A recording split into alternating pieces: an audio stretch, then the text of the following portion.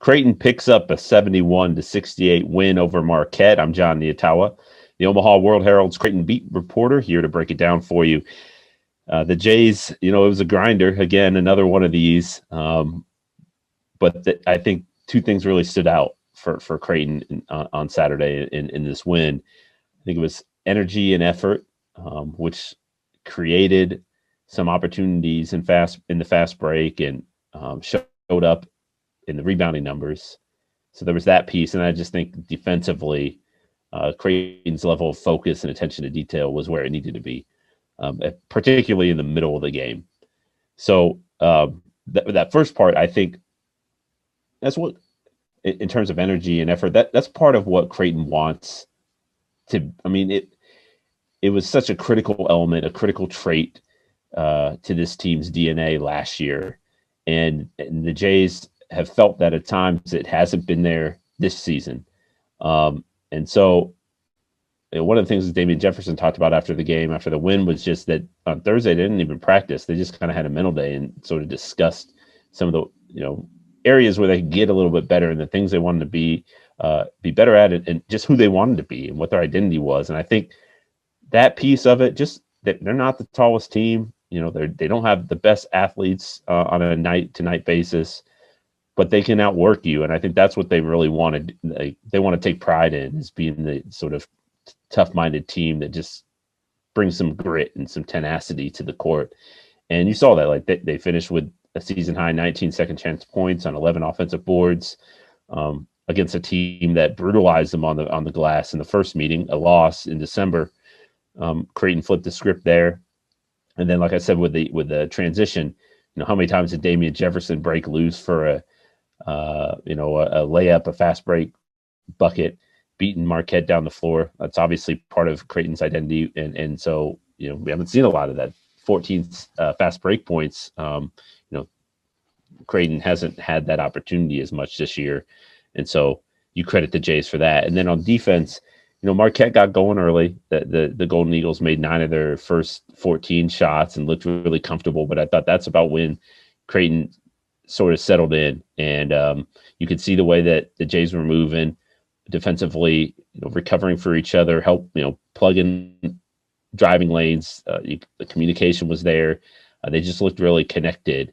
And it was a big reason why they were able to go on a 13-2 run to end the first half, from down 5 to up 5 at halftime. And those 2 points that Marquette got, those were just from a technical foul. So the Jays had got a lot of stops there right before halftime, and then opened the second half. I think at the 10-minute mark of the second half, Marquette had only totaled 11 points after halftime. So there was that stretch at the end of the first half and the start of the second half where Creighton was able to build its lead to as many as 12 points. And obviously you don't like to see when you're up, what was Creighton up? Maybe 11 points after the Mitch Ballack run-out dunk. Up 11 points with 6 minutes left. You don't want it to be a one-possession game in the final minute, but that's where it was. I mean, Marquette's a desperate team.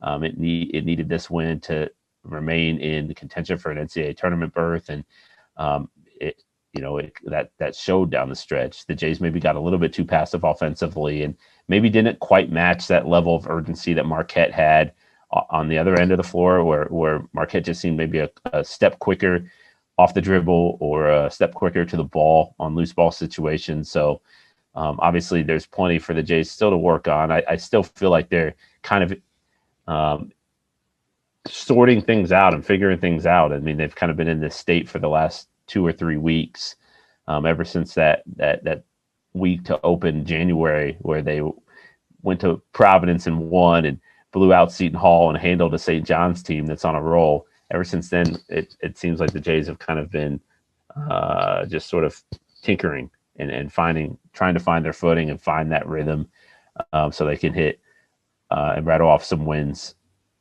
in the fashion and in the manner that they're used to. So we'll see if they can build off this. They play at Georgetown on Tuesday, and obviously the Hoyas just beat Creighton earlier this week. So there's some cause for concern there with certain matchup situations, but also, the Jays are going to be really motivated to get some revenge on the Hoyas.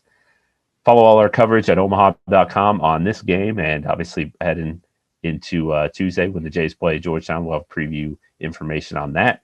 And check out our new newsletter, our Creighton newsletter. You can find that at omaha.com/newsletters. Sign up today.